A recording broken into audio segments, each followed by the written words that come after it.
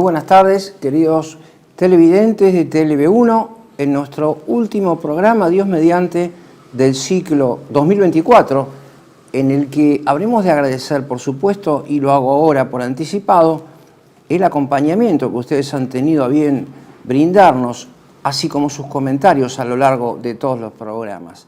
En el día de hoy me toca tratar un asunto que ya de alguna manera fue anticipado en entregas anteriores, con el título de farmacología y globalismo. En rigor, no debiéramos hablar de farmacología, sino de la irrupción de las Big Pharma, de las grandes industrias farmacológicas. Y además, debiéramos saber, o lo hago ahora, para no sobrecargar la pantalla inicial, de colocar un subtítulo que especifica mejor la cuestión filosófica que, como siempre, venimos tratando y que subyace en la base de este título, a saber, el nominalismo como concepto filosófico y su unidad sistemática con la inteligencia artificial al servicio del nuevo orden mundial, que es como decir, al servicio del globalismo. Exactamente ese es el tema que habré de ocuparme en el día de hoy. El concepto de nominalismo es un concepto fuertemente filosófico, lógico-filosófico, que para disipar tal vez esa pequeña incógnita o ansiedad por saber qué cosa significa para el público lego, habrá que hacer ante todo, habrá que proponer ante todo una breve síntesis conceptual de este nuevo concepto que hoy les presento. En realidad no es nuevo, nace en el siglo XIV con la figura de Guillermo de Ockham, como que habré de reiterarlo un poco más adelante. El concepto del nominalismo se opone al de universalismo. ¿Qué es una cosa y qué es la otra? ¿Qué indica un concepto y qué indica el otro? El concepto de nominalismo, como bien se indica en el término, habla del nombre que se da a las cosas singulares, pero no del nombre que se le da a la cosa singular, incardinada en la lógica, en la metafísica del ser, vale decir, al ser concreto que constituye una participación del ser absoluto, sino al singular, concreto, desvinculado de su relación con el ser absoluto. Para que mejor se entienda, tomamos el caso de la persona humana. El nominalismo se dirige al objeto singular, a este ente personal existente, menos su esencia ontológicamente constitutiva, menos su relación de dependencia con el ser absoluto, que en términos teológicos es Dios creador. El ente concreto, y todavía, para expresarlo con mayor claridad, el concepto lógico del nominalismo observa el hombre singular menos su esencia, de tal manera de cosificarlo. Se trata de la cosificación de la persona humana y de todo ente concreto que es objeto del acto espiritual del conocimiento. Por su parte, el concepto de universalismo, opuesto al del nominalismo, se corresponde con la idea metafísica de participación. Vale decir, tiene por objeto, ciertamente al objeto singular, pero para desentrañar con la finalidad de abstraer, de tomar desde dentro de la estructura ontológica del ente concreto su esencia. El universalismo, podríamos decirlo rápidamente, es el nombre de las esencias, es el nombre de aquello fundamental que está en las cosas que nos rodean. Tomando de vuelta el ejemplo del hombre, diríamos que el universal es aquella esencia de la humanidad que está en este ente concreto, singular, que hoy es mi persona frente a esta cámara y que son ustedes, desde sus hogares, presenciando esta vez, por ejemplo, esta entrega, la última entrega del año, como decíamos. Digamos que el universal es no la cosificación del ente concreto, sino la sublimación metafísica y teológica del ente concreto. Vean ustedes la enorme oposición. ¿Por qué me ocupo del tema del nominalismo lógico? Porque el nominalismo, como concepto que nació en lo que se ha dado en llamar el otoño de la Edad Media, como superación de la idea de participación que caracterizó el pensamiento antiguo y medieval hasta el siglo XIII, en la figura especialmente de Tomás de Aquino, operó entonces una ruptura con Guillermo de Ockham y Marsilio de Padua en la inauguración de este concepto del nominalismo, que está en la base, de allí la pertinencia en este programa, de la filosofía política moderna y contemporánea. Pero esto habrá de ser objeto de mi desarrollo en el día de hoy.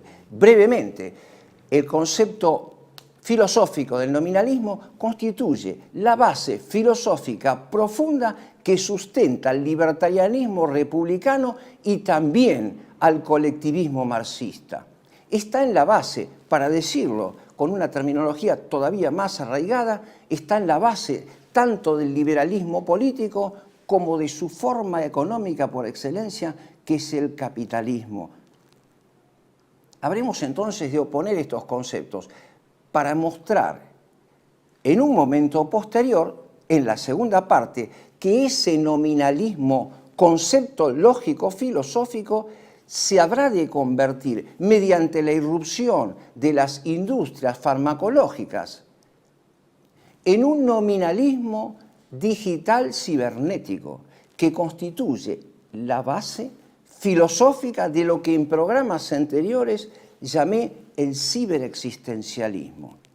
El nominalismo, entonces, cibernético y digital, no apenas cosifica a la persona humana, la desvincula del ser, del acto de ser, de la participación de la existencia por parte de Dios, sino que lo cosifica y lo reduce a la pantalla y al cálculo cibernético y digital mediante esa irrupción farmacológica que ustedes bien conocen y que ha sido propuesta como panacea de nuestras enfermedades corporales en los últimos años. Creo que saben ustedes bien a lo que me estoy refiriendo y les pido que retengan este último concepto porque habré de desarrollarlo al comienzo de la segunda parte. Veamos entonces cuáles son los hechos de la política exterior y de la política nacional que permiten ahora comprender la importancia del concepto que he elegido para hoy, de alguna manera a modo de síntesis de los últimos acontecimientos y de iluminación del horizonte de cuanto nos espera aún en el devenir inmediato. En el orden internacional, ven ustedes que los conflictos bélicos continúan su escalada. Bueno, desde nuestro punto de vista, hay que decir que no se trata de un descontrol, que no se trata de algo imprevisto, sino algo rigurosamente planificado, como también las crisis económicas que derivan de estos conflictos. Pero visto desde el lado de la lógica de nuestro concepto, a saber, del nominalismo, la finalidad de estos conflictos acelerados en todo el mundo no es otra que la atomización, la desintegración en una doble dimensión, la desintegración del hombre respecto a la etnos griego, a la nación, a la patria, la cosificación política del hombre, pero también a la desintegración de la persona humana como sustancia individual. Y de esto habré de tratar en la segunda parte. Esas guerras, esas escaladas de violencia que generan las grandes éxodos, los grandes movimientos migratorios no tienen otra finalidad que la de generar justamente el desarraigo por el abandono de la patria en que hemos nacido y además generar en el ámbito rigurosamente personal esa sensación propia de todo existencialismo, no apenas del ciberexistencialismo, a que he llamado, siguiendo algunos filósofos existencialistas conocidos como Sartre y como también Heidegger, el desarraigo, la reducción del hombre al que está allí delante, como atomizado, fuera del ser y fuera de la dimensión propia de su relación con Dios creador. Creo que a pesar de la complejidad de los conceptos, estamos en el camino de una cierta clarificación. Ya me lo dirán ustedes, en todo caso, en sus comentarios, y además podrán reiterar este video que grabamos ahora en los estudios de TLB1 para comprender mejor cuanto voy diciendo. Digo entonces, estos conflictos tienen esa finalidad, visto desde el lado del examen filosófico del nominalismo, a saber, la atomización de la persona humana.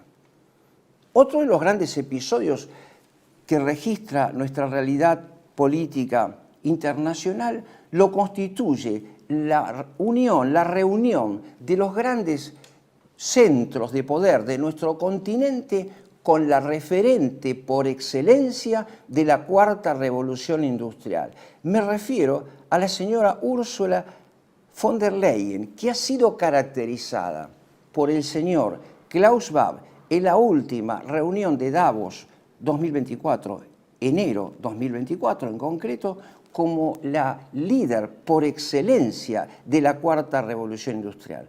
Ven ustedes ahora en pantalla dos fotografías que tenemos allí en donde todos los grandes líderes, aquí no hay ya distinciones entre derechas e izquierdas, sino una cierta unidad en torno a este personaje central que representa ya no a la señora Ursula von der Leyen, sino al modelo de la cuarta revolución industrial. Ven ustedes aquí la fusión entre supuestas derechas e izquierdas, el presidente Lula da Silva, el presidente Javier Milei, y ven ustedes también la enorme contradicción. Ven cómo se desploma a ustedes ese discurso contrario a las Naciones Unidas y al Mercosur y a la Agenda 2030 por parte del presidente Milei. La señora Ursula von der Leyen representa la totalidad del proyecto sinárquico, la resolución de derechas e izquierdas en un Estado mundial único. Pero como si esta fotografía fuese todavía poco clara, porque ustedes habrán observado también en los medios en donde la misma toma aparece con el señor Milei sin tomarse de las manos, pero aquí están todos juntos. Y hay una segunda fotografía donde el presidente Milei está solo con la señora Ursula von der Leyen, porque Argentina se ha constituido, como bien lo dije en el programa anterior, en el faro del mundo para esta nueva organización mundial supraestatal holística que se llama el Estado Mundial Único y Totalitario.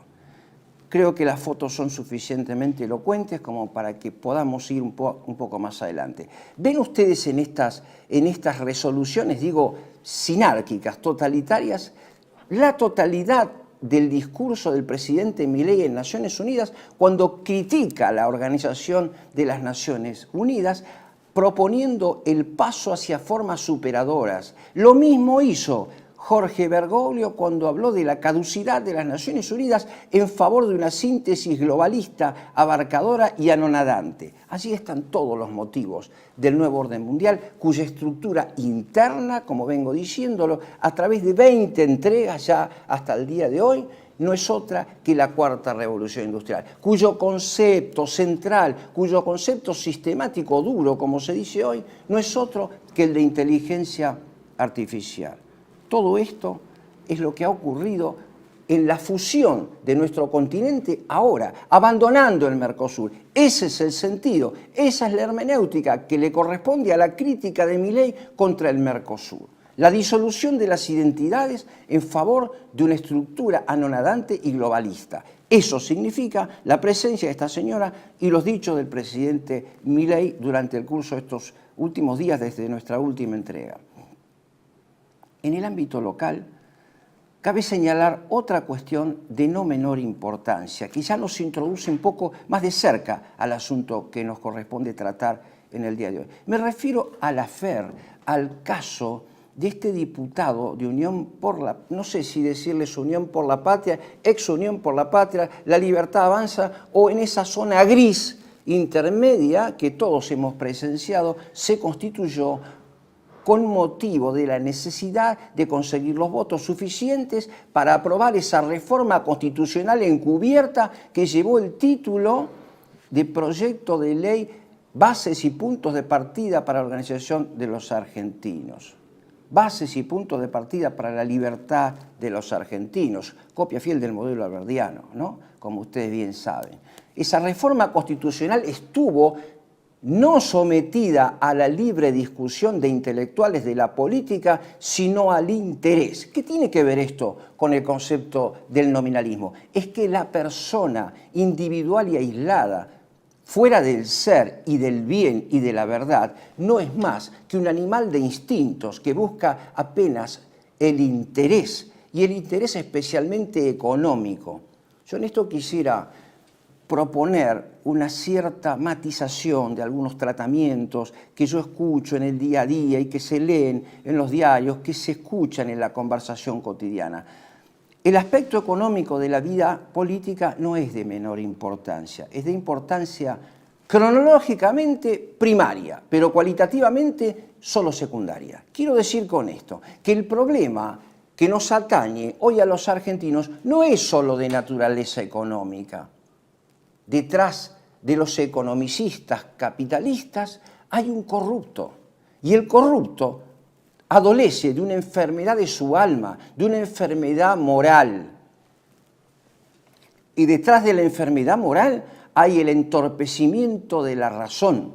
Vale decir que comprenderán ustedes, estamos frente como a aquel caso de quien observa que el caño de escape de su vehículo expele humo. Puede optar por dos soluciones: o poner una tapa en el caño de escape para que no salga más humo, o detener el motor del vehículo. Bueno, las soluciones son incorrectas y parciales. Lo que hay que hacer es rectificar el motor. Lo que hay que hacer contra el nominalismo, que está en la base del individualismo voraz que solo busca el interés y que solo busca la explotación del prójimo, y la profundización de lo que aquí entre nosotros se ha dado en llamar las grietas. Lo que constituye, lo que Hobbes va a caracterizar como el hombre lobo del hombre, ese hombre economicista, egoísta, solamente preocupado por la ganancia y por el interés, que obra solamente motivado por las relaciones de costo-beneficio. Ese hombre necesita una profunda conversión de su alma.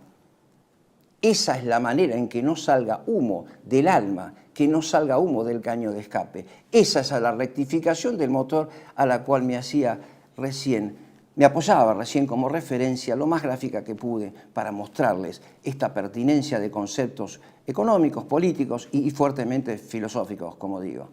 Decía entonces, el caso de este diputado de Unión por la Patria, que fue sorprendido en Paraguay con aquel dinero, dio origen a que los medios hablaran de otros que no fueron descubiertos, pero que también obtuvieron ciertos beneficios como con los que se premió a aquellos héroes de la jornada de aprobación de la Ley Bases, sellada por la señora vicepresidenta, hoy poco nombrada en los medios, que fue la señora Victoria Villarroel. La reforma, reitero, este concepto constitucional fue el producto no de la libre discusión democrática, sino de la corrupción moral de los argentinos y de su clase política dirigente. Dicho esto, quisiera pasar a un concepto posterior, a saber, la fusión de la inteligencia artificial con esa producción farmacológica a la que hice referencia antes, a los efectos de elaborar como causa instrumental lo que se llaman los chips, ¿no? Habrán sentido hablar de esto seguramente los televidentes, vehículo en donde se inserta el nuevo nominalismo cibernético y digital. Ese nominalismo que encierra también una nueva estimación de la moral, como habremos de decirlo en la segunda parte, no está vinculado con el ser, sino ahora con la pantalla, sino ahora con la información. Como dije antes, es el resultado del reemplazo de la sabiduría por la información. Veremos ahí, en ese marco de referencia, qué papel relevante y de qué manera desempeña el llamado material de la vida, al que me he referido también. Valga también aclarar que esta última entrega viene a ser como una síntesis, como un resumen de cuanto he dicho antes. Me refiero al grafeno, ese material necesario en sangre a los efectos de concretar esa nueva fisiología y esa nueva moral que emerge de esa nueva fisiología que nos conduce a estimarlo todo conforme a un patrón central que emerge desde las máquinas, desde las computadoras. Ese es el proyecto Nexus de Yuval Harari, al que me referí en la última parte de la última entrega, vale decir, por donde circula, por este singular que caracteriza al nominalismo cibernético digital y que contiene una nueva moralidad, que contiene una nueva religión. Digo entonces, esta inteligencia artificial se fusiona para dar lugar a la introducción en sangre, en nuestra fisiología, de la causa instrumental de ese singular nuevo que nos conduce a entorpecer la vida superior de la inteligencia y a recibir, sin reflexión alguna, el nuevo paradigma de la moral necesario para integrarnos automáticamente, como si fuésemos robots, en el nuevo orden mundial, en el Estado mundial único. A propósito de ello, también el presidente Milei ha tenido distintas apariciones en pantalla, en cadenas también, en los últimos días. La que quisiera destacar con mayor énfasis es la que corresponde a su exaltación del modelo de la inteligencia artificial. Para que mejor se entienda, identifico ahora el nominalismo filosófico con la inteligencia artificial como vínculo de la llamada revolución del conocimiento.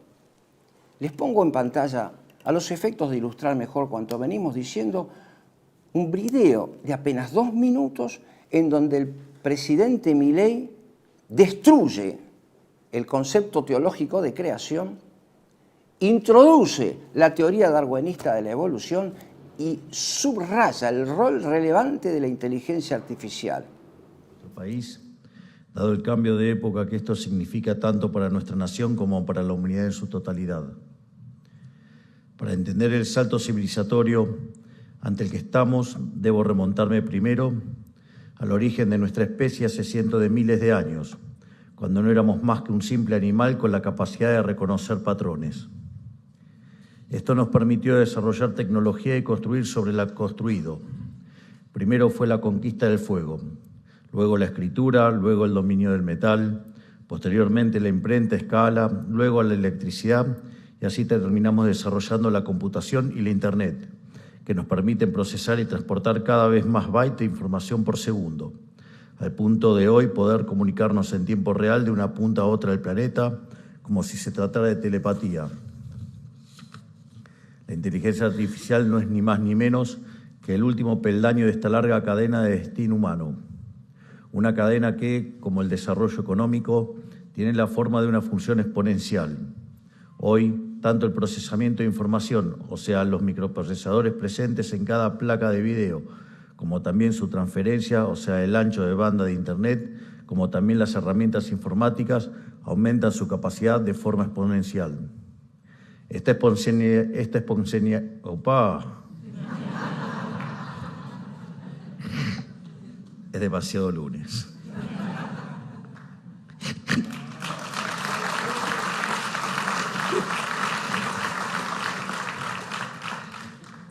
Esta exponencialidad nos acerca a los hombres cada día más a la altura de lo divino.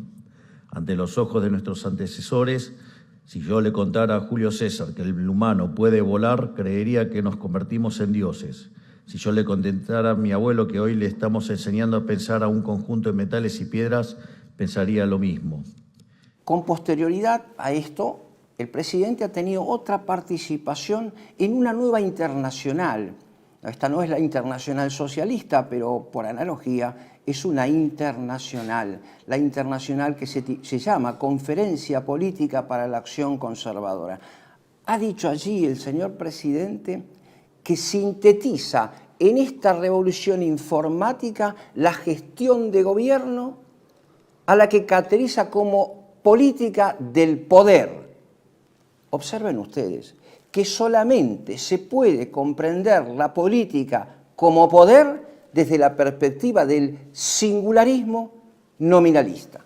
Porque si tuviésemos que definir la política desde el punto de vista del ser, de la verdad y del bien, esto es del ser que depende del ser absoluto de Dios creador, la política debería definirse como la ciencia del bien común político. Pero este ser, insisto, desarraigado, no puede menos que buscar el poder. Y por eso es que el liberalismo burgués viene definiendo a la política como una pugna por el poder. Equívocamente, sin ninguna lugar a duda. Pero en la base de esa concepción se encuentra, como vengo señalándolo, una vez más, el nominalismo filosófico, cuyo objeto es el singular, el hombre desarraigado de los cuadros, de los grupos intermedios, de la familia, de la nación, de la patria, de la comunidad política e incluso de Dios creador.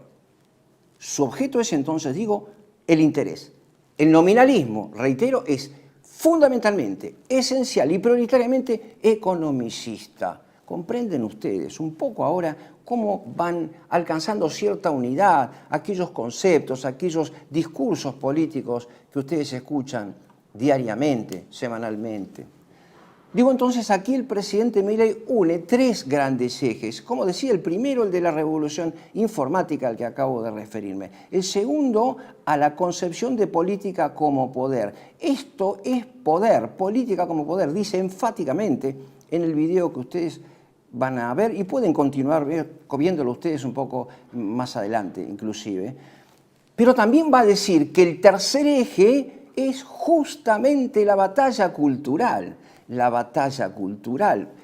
promulgada por los jóvenes de la Fundación Faro y por esa nueva cámpora libertaria de la que hemos hablado en el programa anterior. Se trata de una batalla cultural que presenta un modelo cultural sin arraigo metafísico, pero de fuerte tono nominalista. Vale decir, concibe al hombre como ente puramente económico y singular, desarraigado de la patria, de la nación, de la familia y de todos los grupos intermedios, especialmente de la comunidad política. Recién veía una aparición del señor Agustín Laje, tenido como adalid de la derecha libertaria y a veces de los católicos libertarios, de los católicos liberales, aunque esto parezca una contradicción en los términos, así de esto se trata precisamente, en donde hacía especial hincapié en la necesidad de enseñar formación financiera a los alumnos en la escuela primaria, secundaria y en la universidad.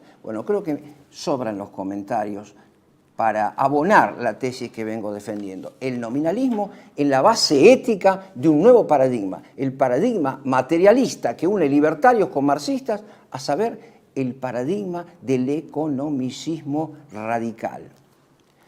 Dicho esto, cabe decir entonces que se enfrentan aquí, a la luz de este concepto, dos grandes ideas, la de nación frente a la del globalismo, anonadante de las naciones. La nación produce en sí misma el hombre arraigado en su tierra y es totalmente ese concepto de patria y de nación contrario al nominalismo atomista y desarraigado. En cuanto que el globalismo exige el desarraigo de la patria y de la nación para elevar al hombre a la categoría de átomo. Elevarlo digo en el sentido físico apenas, elevarlo al éter, elevarlo a un cosmos electromagnético, como hemos tratado en programas anteriores, a los efectos de su gobernabilidad, reconducción y reorientación moral y política. Dicho esto, entonces, cabe tal vez hacer una pausa para avanzar un poco más, no sin antes sintetizar con dos pequeñas ideas centrales. El hombre que concibe el nominalismo singularista es ese hombre que se preocupa tan solo de su salud corporal, en perjuicio de la alta vida del espíritu, porque descree precisamente de la dimensión superior del alma.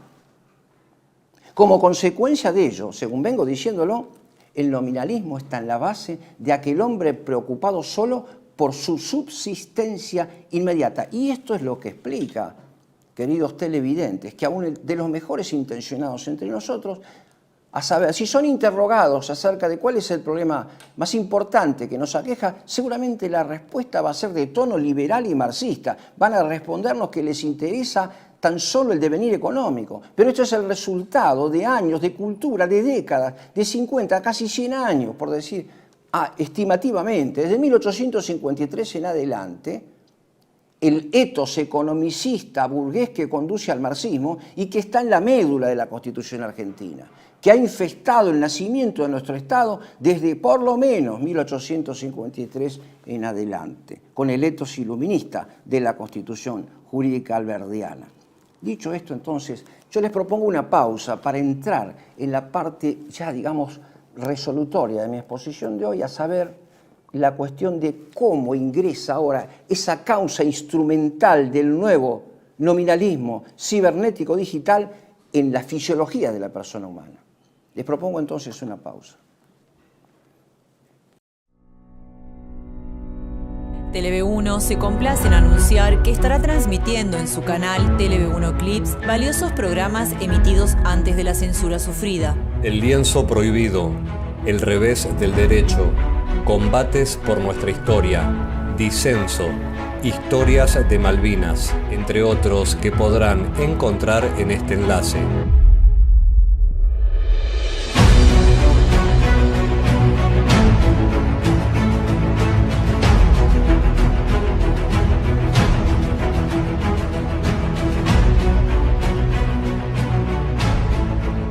Agradecemos su aprovechamiento y difusión.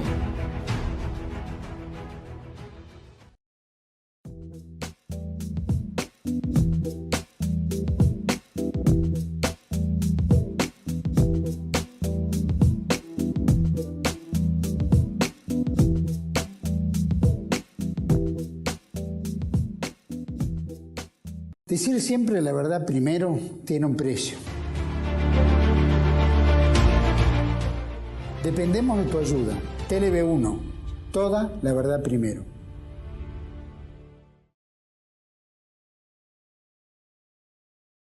Continuamos entonces, ya con esta segunda parte, tratando el problema central, la relación que enuncio en mi título entre la industria farmacológica al servicio de la política del nuevo orden mundial. Siempre cabrá subrayar, y nunca será suficientemente reiterado, a saber, esta amplitud de horizonte que propone la Cuarta Revolución Industrial. Veníamos acostumbrados en la filosofía política clásica a tratar al hombre en cuanto estructura, cuanto objeto de una antropología filosófica, en el fundamento de la ordenación política y moral.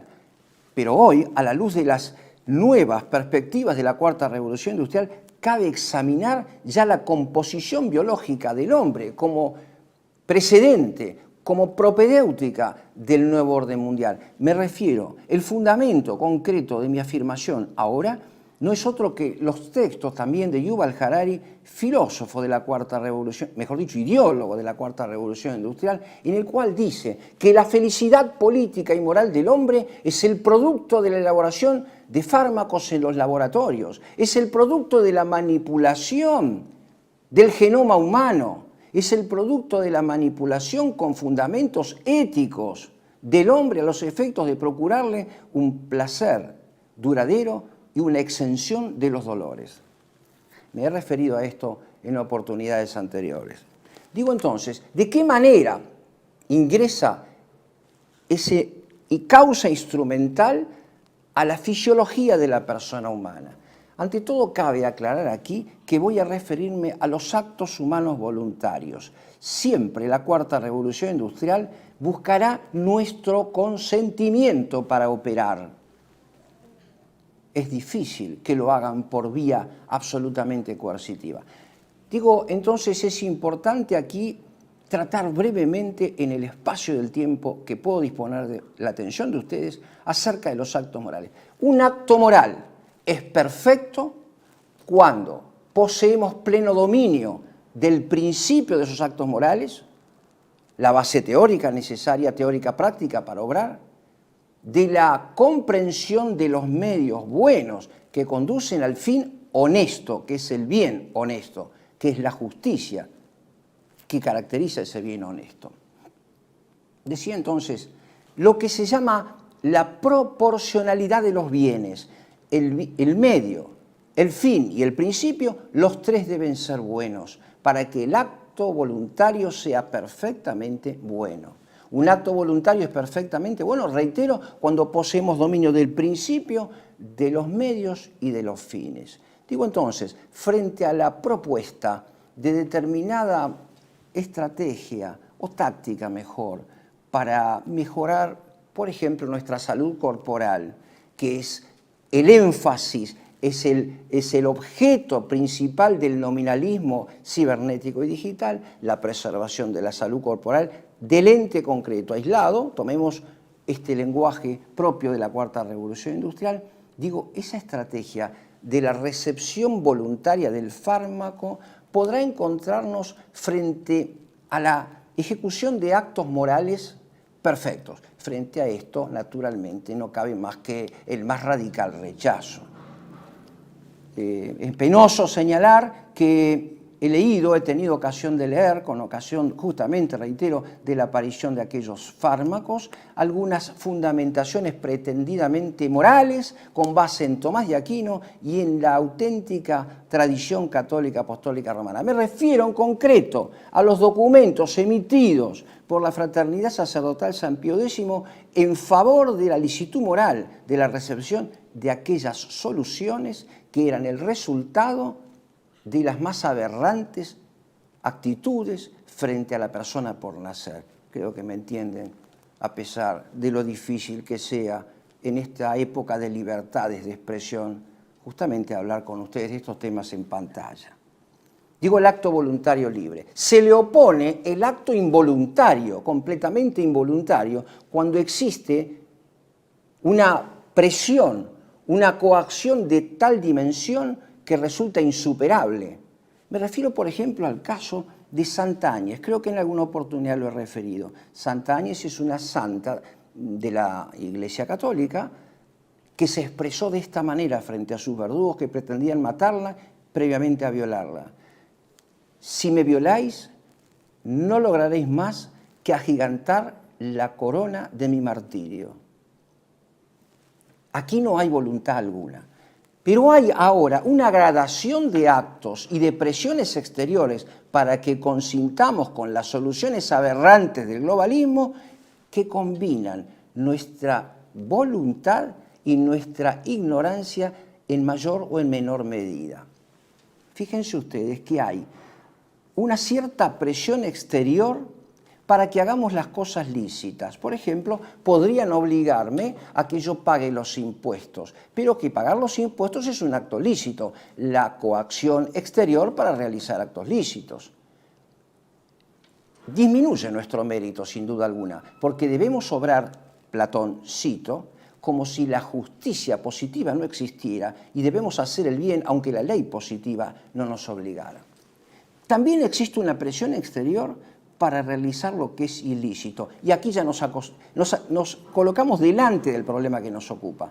La presión exterior para realizar lo que es ilícito, mediante la sugestión, mediante una cierta persuasión. El acto, la persona moral íntegra, no debe más que rechazar esas sugestiones y esos modelos de argumentación que van en contra del orden de la persona humana, de la recta moralidad querida por Dios en la persona, reitero. Posteriormente le sigue una mezcla de consentimiento con violencia exterior que se materializa con una cierta ignorancia. Pero una ignorancia que tiene grados. Hay una cierta ignorancia, por ejemplo, de lo que vamos a realizar. No sabemos qué acción se nos propone. La realizamos sin saber de lo que se trata. No poseemos un completo dominio de alguna de las tres etapas, del principio, del medio y de los fines. ¿Será que esto sirve para restablecer mi salud? ¿Será que son lícitos los medios? ¿Conozco los presupuestos teórico-prácticos de cuánto voy a hacer? Parcialmente. Pero con ese conocimiento parcial actúo. Resulta luego que la consecuencia no es mortal. Y entonces la conclusión podría ser de este tipo. Bueno, consiento la acción que hice, sé que es deshonesta, pero no sufrí las consecuencias. Alivié sobre mis espaldas la presión del tirano y consiento con el resultado. Tuve suerte, a mí no me tocó, a mí no me pasó absolutamente nada. Se llama ignorancia, con consentimiento del resultado. sigue una cierta ignorancia provocada. Su fundamento bíblico es aquel pasaje del Antiguo Testamento en el cual se lee: te di consejo y no me escuchaste, te tendí la mano y la rechazaste, ahora me reiré de tu desgracia. Es aquella persona a la que con plena advertencia se la ha convencido de que realice lo moralmente deshonesto e ilícito al servicio del globalismo. Se lo ha convencido para que haga lo que es deshonesto y entonces ha preferido ignorar, justamente, ignorancia provocada, cuanto sabía antes de realizar esta acción, deshonesta en sí misma. Existe otro tipo de ignorancia, que es la ignorancia concreta del caso particular y del derecho natural. No podemos ignorar el derecho natural, a no ser por una obnubilación total o parcial del entendimiento producto de la pasión, y de la pasión del miedo también podría darse el caso. El miedo que obnubila podría llevarnos a desconocer las pautas fundamentales del derecho natural, hacer el bien y evitar el mal, dar a cada uno lo que es suyo, etc. Los 10 preceptos del Decálogo, si prefieren. Y entonces realizo el acto inmoral. Por último, existe un desconocimiento del caso particular. No sé de qué se trata esta cosa que se me propone en unas grandes carpas, en unos grandes estadios, a los efectos de que yo pueda transitar feliz por esta vida sin recibir molestia alguna por parte de los órganos de control estatales. Y entonces procedo. Vale para esto oponer el caso de los mártires, que prefirieron la muerte antes que lo deshonesto y lo inmoral. Es inmoral, sin ninguna duda que lo es, porque tampoco es moral tomar nuestro vehículo y circular a 200 kilómetros por hora porque llego tarde a un cumpleaños.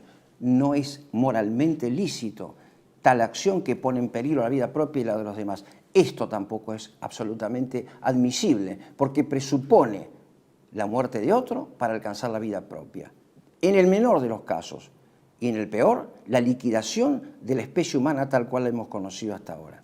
Existe, por último, un caso que nos releva de toda responsabilidad moral, que es el acto donde obramos o donde algunos de entre nosotros obran con un completo desconocimiento al que se llama ignorancia invencible. Tal vez cabe esto para el caso de los menores de edad que eran conducidos por sus padres a los efectos de poder ingresar luego a la escuela a cursar su año lectivo. Allí no hay ninguna responsabilidad por parte de quien recibe tal presión, sino de los progenitores que lo condujeron sin la debida ilustración acerca del principio, de los medios y de los fines. Por allí, entonces, digo, por esa discusión, por esa problemática moral, ética, es que ingresa, y ha ingresado incluso en muchos, aquella causa instrumental del nominalismo singularista al digital cibernético al que me vengo refiriendo. Veamos ahora entonces un poco más acerca de los conceptos universales. Los conceptos universales que se oponen al nominalismo se encuentran, como dije, el universal ante todo es no otra cosa que el nombre de lo fundamental, de lo esencial, es el nombre de las esencias. Tomamos el caso, por ejemplo, del hombre. El universal hombre convive en nosotros junto con el singular. Soy esta persona, Juan Pérez, pero además soy la humanidad que Dios ha querido en mí. Ven ustedes la convivencia de esos dos niveles, del universal y del singular, en este ente concreto que soy yo, el yo personal. La escisión del universal respecto del singular, la liquidación del universal en favor del singular que opera el nominalismo es justamente el secreto de la cuestión. Es la liquidación, es la destrucción de la sustancia que opera precisamente Guillermo de Ockham y los que le siguieron en el siglo XIV, desde el siglo XIV en adelante. Digo entonces, el universal se encuentra primariamente en Dios creador. Vuelvo al Génesis. Dios pensando en Logos, pensando mediante la proferición de un nombre, creó cada una de las cosas. Y dijo, hágase, y vio que las cosas eran buenas. El nombre hizo que las cosas estuviesen en la consistencia metafísica de su existir. El universal está en la cosa existente creada por Dios, en su esencia. es el nombre de las esencias. El universal después está en nuestra inteligencia, cuando en esa síntesis superior de la noesis, que es el intelecto, conocemos. Nos unimos espiritualmente con la esencia. Conozco a este hombre, lo he incorporado espiritualmente en mi inteligencia, no materialmente, sino, reitero, espiritualmente, porque lo conozco en la medida de lo posible hasta en su alma. Esa es la base de la amistad. El universal, por último, está desde nosotros hacia las cosas. Es el caso del carpintero, que sabe lo que es la esencia de una silla, el universal silla, el concepto universal silla, y crea esta silla concreta, este concepto singular de silla, sobre el molde, sobre el paradigma mental del universal silla. Ahora bien, ¿cuál es el lugar del singular que concibe el nominalismo cibernético digital? Es el universal reducido, desvinculado del ser y reducido tan solo a la pantalla. Reducido al yo personal desarraigado. Un yo personal desarraigado frente a una pantalla por la que circulan hechos desvinculados los unos con los otros, frente a un hombre desvinculado del ser, desvinculado de sus raíces, a la velocidad de un bit, de un byte. Traten de retener ustedes ahora esta reducción drástica del universal al singular que opera el nominalismo. En esto consiste justamente el nominalismo que sitúo en la base del economicismo y del liberalismo político, del libertarianismo republicano. Veamos ahora de qué manera se proyecta este nuevo singular del nominalismo, objeto del nominalismo, en la vida moral y política. El nominalismo se encuentra en la base del subjetivismo moral, porque consiste desde que la fuente no es el ser, sino el yo personal singular, sin el ser, sin la referencia a la verdad y sin la referencia al bien, implica el relativismo de todos los conceptos morales. Implica también una sola forma política por excelencia, que privilegia al yo personal como fuente de toda verdad y de todo bien, que es la democracia liberal. Implica también la imposibilidad de la vida política comunitaria, en donde todos conciben y autoperciben, como se dice ahora, una determinada dimensión del bien y del mal. El nominalismo consiste en la liquidación, no apenas de la sustancia, de esa relación de unidad armónica entre el singular y el universal, consiste en la liquidación del bien común político para sustituirlo por el bien personal y por el interés. Este es el drama justamente del nominalismo economicista. Esta es la raíz profundamente filosófica del modelo libertario que nos conduce, como ustedes verán ahora, mucho más allá de cuanto venimos diciendo. Por último, antes de entrar en la parte ya conclusiva, hay que destacar que el nominalismo singularista reconoce una base filosófica y un marco histórico de realización. Su base filosófica, como dije ya desde el comienzo, está en el proyecto filosófico de Guillermo de Ockham del siglo XIV. Guillermo de Ockham es el inspirador de Martín Lutero. Vean ustedes que ese concepto universal, ese subjetivismo radical que está en la base del proyecto de la Cuarta Revolución Industrial, es el que inspiró a Lutero para interpretar la Biblia como pura racionalidad. La Reforma protestante no tuvo por objeto tan solo la corrupción de la Iglesia, las demandas de Lutero, sino su formación nominalista recibida de Guillermo de Ockham. Va a decir Lutero, Ockham, magister meus est. Esto es solo uno de los presupuestos luteranos. Nos queda uno que reservo para el final. Este nominalismo, digo, también se inspira en la física de Epicuro, que, como dije en programas anteriores, concibe al hombre no como sustancia individual de naturaleza racional, sino como átomos, en el sentido de las mónadas de Leibniz, con una completa desvinculación, que solo se incardina en una totalidad holística electromagnética, en el sentido de Friedrich Schelling y de Arthur Schopenhauer, como dije en el último programa. En esto consiste, en pocas palabras, de alguna manera la proyección del nominalismo en el plano moral y político. Pero hay todavía más. Existe lo que yo considero el drama del nominalismo. Y el drama del nominalismo consiste en que desde que el nominalismo destroza la sustancia y plantea una dualidad entre el cuerpo y el espíritu, abre el espacio del gnosticismo, ese dualismo gnóstico que solo será resuelto por la intervención de la inteligencia artificial a través de su causa instrumental, del chip, que vuelve a darle unidad a la escisión entre cuerpo y espíritu, entendiendo el espíritu, la reducción de la vida del espíritu a las vibraciones del cerebro. Quienes han acompañado mis programas podrán entender aún mejor lo que estoy diciendo. Es un viejo tema cartesiano, la división entre materia y espíritu que solo se resuelve mediante la unidad en un chip, una unidad sintética, fisiológica en la glándula pineal. Ese es el proyecto de Elon Musk que ha destacado el presidente Milei también en los últimos días. Ha dicho algo sorprendente, que es el hecho de que Estados Unidos está copiando a la Argentina en su modelo de digitalización del Estado, de cosificación de las relaciones políticas en la comunidad, porque ha designado al señor Elon Musk en la Agencia de Eficiencia Gubernamental que está encargada de digitalizar toda la tarea del Estado. Y ha dicho que ese modelo lo comparte tanto el presidente Nayib Bukele como el presidente electo en Estados Unidos, que es Donald Trump. Y cabe decir también y subrayar que el socio de todos es aquel autor de la síntesis electromagnética superior de la inteligencia artificial, que es el señor Elon Musk.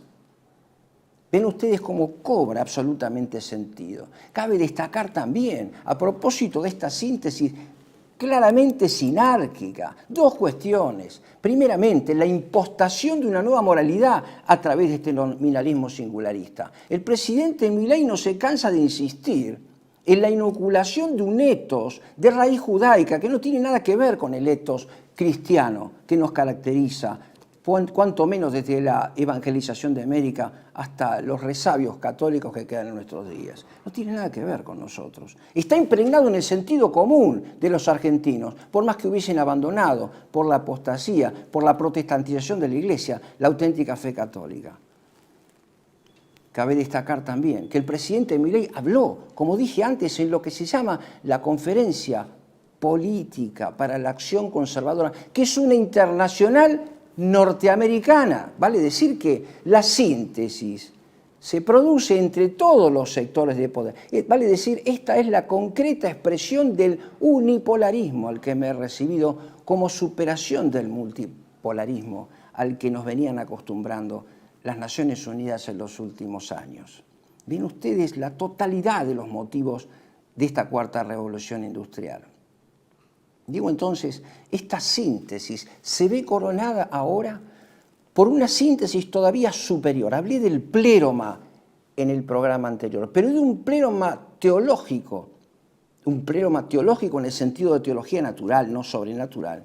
Me refería ahora al pléroma político, vale decir, el nuevo orden mundial, el Estado mundial, es una totalidad material anonadante a la que justamente el nominalismo considera como un singular.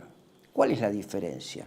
Es que la comunidad política no es un singular, sino un todo de orden en el que se integra a los fines de su perfección a la persona humana. Pero es que el nominalismo libertario concibe al individuo como un átomo desvinculado del ser, la verdad y del bien, pero también considera al todo anonadante, colectivista, al que pretende oponerse, como una unidad material. Vale decir, esa falsa oposición de la nueva derecha entre individualismo y colectivismo muestra una cierta lógica que conduce desde el individualismo hacia su fusión holística en esa nueva entidad, ese pléroma político anonadante que es el Estado mundial. La prueba de esto la tienen ustedes nuevamente en la foto que pusimos en la primera parte. La señora Ursula von der Leyen nos propone en el último Congreso de Davos del Foro Económico Mundial el control riguroso de la conducta humana y del pensamiento mediante las políticas que llaman ellos de seguridad y de confiabilidad cibernética, que no son otra cosa que del control y la censura de las ideas. Todo cuanto se diga en red será objeto de control, a los efectos de uniformar el respeto de ese nuevo patrón moral que circula, que es inoculado a través incluso de la informática en el interior de la persona humana, como he dicho, y que sirve para conducta, para guía de la conducta moral, como paradigma de su comportamiento moral.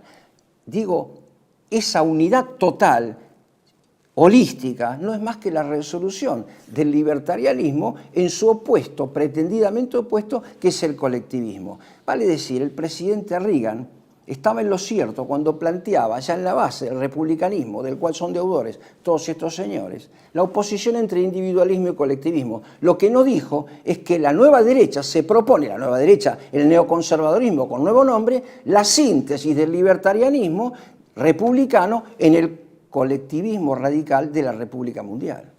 Eso es lo que no dice, pero que nosotros, los argentinos, podemos discernir en estas conversaciones. Yo sé, me han dicho, leí algunos comentarios incluso, que cuanto decimos aquí no es algo que puedan entender todos, millones de argentinos. Es que tampoco mi finalidad es esa, sino que entiendan los que pueden entender. La filosofía, desde Platón hasta aquí, siempre fue para pocos. La filosofía es para pequeñas élites intelectuales y espirituales. Es para pocos que después deberán iluminar a los demás en la medida en que esto sea posible. Este era el caso de los sabios perseguidos por los sofistas, por la cámpora, por los grandes jóvenes idealistas de la Cuarta Revolución Industrial, como quieran llamarlo, del faro para el mundo, el faro cultural en la Argentina, el faro cultural que se ha presentado en estos últimos días. Creo que con lo que hemos dicho cabe subrayar la dimensión de la esperanza. ¿Hay una alternativa? ¿Hay una resolución? Sí que hay una resolución. La resolución consiste precisamente en la recuperación del horizonte de las esencias, en la recuperación del orden de los órdenes, que es, digamos, el axioma que sintetiza todo mi pensamiento. ¿Qué quiero decir con esto? Dos cosas. La recuperación de las esencias en el ámbito superior de la noesis para alcanzar el fundamento del bien político en la verdad política. Es la síntesis un poco de todas estas presentaciones. Y en el otro sentido, el recuperar ese vínculo roto expresamente por Jorge Mario Bergoglio recientemente en un video que podremos poner ahora en pantalla, donde liquida la concepción del sacerdote como sacrificante y como vínculo, como víctima propiciatoria para alcanzarnos la vida de los sacramentos entre los hombres y la eternidad, entre Dios y los hombres. Hay que recuperar entonces ese vínculo mediante el razonamiento honesto, mediante la orientación de nuestras acciones hacia el bien común político y fundamentalmente mediante el testimonio de una vida auténticamente cristiana que no es más que una vida moral y política orientada hacia la justicia política objetiva. Creo que con lo dicho hemos completado el propósito que me fijé para la última entrega de este año. No me queda más que, como, digamos, palabras finales, desearles a todos quienes acompañaron este programa y quienes lo hacen hoy por primera vez, una noche de Navidad, una santa noche de Navidad, al pie del niño Jesús naciente en el pesebre, con un pensamiento. Recuerden ustedes que posiblemente nos toque vivir no la Navidad de la esperanza que se propone por allí o de la misericordia bergogliana, sino aquella Navidad que nos recuerda que no hay nacimiento sin el Calvario y sin la muerte en la cruz, pero que no hay Calvario y muerte en la cruz sin la resurrección y la segunda venida. Esta segunda venida constituye el triunfo definitivo sobre la Cuarta Revolución Industrial como proyecto político y cultural del anticristo. El padre Castellani había escrito ya hace unos años una obra, Cristo vuelve. Y creo que esta es justamente la frase que sintetiza hoy el horizonte de nuestra esperanza. Les deseo entonces a ustedes, queridos televidentes, una santa noche de Navidad donde podamos recobrar fuerzas al pie del pesebre justamente para emprender el camino de la cruz y del testimonio que tendrá como premio nuestra resurrección después del juicio.